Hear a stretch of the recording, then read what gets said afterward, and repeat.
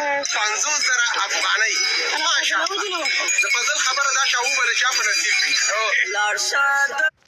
السلام علیکم ورحمت الله وبرکاته. دوستانو که سیټ چې تاسو ته کوم دا ویډیو ښکاري تا هان دې تلې یو میلې ته میلې کې یو څاروي والي د قربانۍ دپاره یعنې یو په 1.5 لاک افغانۍ دی، بل داسې په 2 لاکه داسې نور ویډیو سره شیر کوو. خو د چا دپاره علي مونږ که خیال وکړئ نن سبا ورځ د قربانۍ ورځ به پاتې وي اختر ته، نور ورځ به تېره شوې، خو چا به هغسې قرباني یعنې څوک یې علي خو صرف او صرف د ځان دپاره علي تیمیم درما ټوله زما.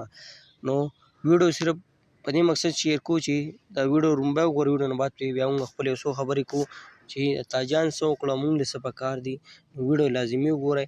قرباني دې دغسې چا دپاره ده، نو هغه لومبی را سره دا ویډیو ګوره، ویډیو نه بعد پرې بیا موږ خپلې یو څو خبرې کوو. د دې قیمت څو دی؟ 1,50,000 افغانۍ. ماشاءالله د فضل خبره دا شاو بل چا په نصیب وي. لاړ شه د روس لالا دې وکړه ټاپو.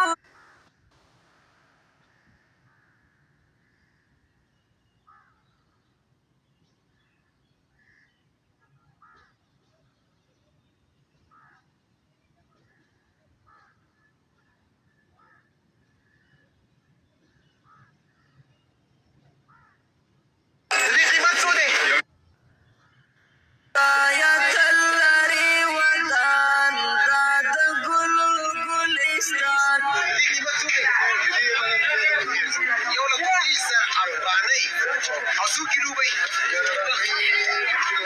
3.5 ماشاءالله ماشاءالله. ښایسته افغانستان، ښایسته افغانستان،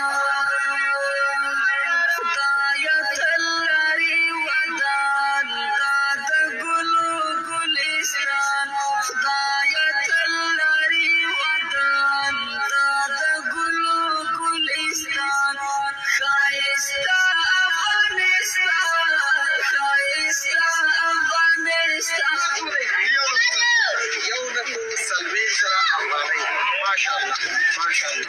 ښایسته افغانستان، په غیرتونو یې ګواه دي تاریخونه، ښایسته افغانستان، ښایسته.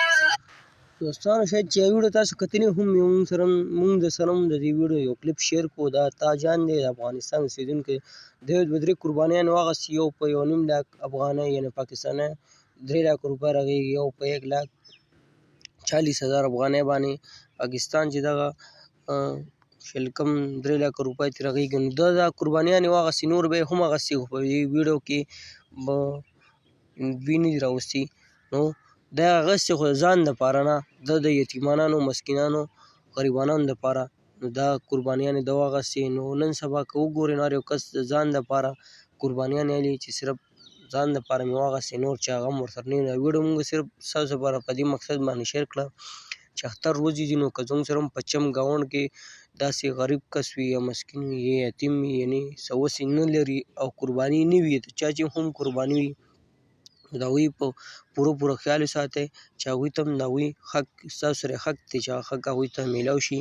ویډیو په ثواب په نیت باندې هم شیر کړئ خپل ملګرو سره چې هغوی کې څوک ډېر کسان داسې وي چې هغه صرف د ځان خیال ساتي، خو نور چې هغه هم ورسره نه وي. نو که څوک غریب مسکین وي نو چې هغوی خیال وساتي، نو ثواب په نیت هغوی سره هم شیر کړئ.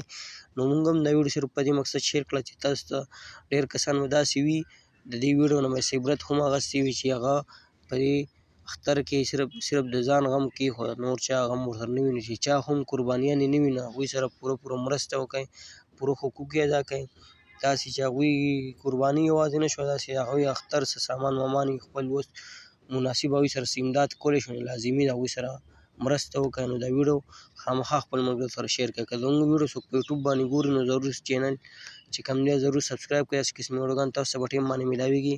او که څوک یې په فیسبوک ګوري زموږ پیج سره لایک کړئ د داسې نورو ویډیوګانو لپاره. نو موږ له راکړه اجازت پر روانو ویډیو کې میلاویږو. د الله په امان.